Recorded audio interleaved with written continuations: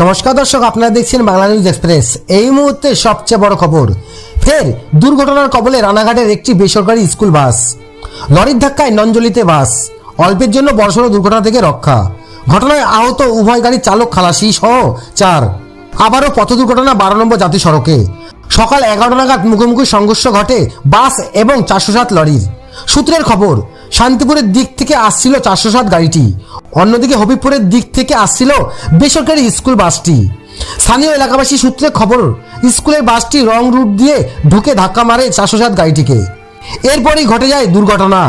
যদিও দুর্ঘটনায় গুরুতর জখম হয় 4 জন, তাদের উদ্ধার করে হবিবপুর প্রাথমিক স্বাস্থ্যকেন্দ্রে নিয়ে যাওয়া হয়।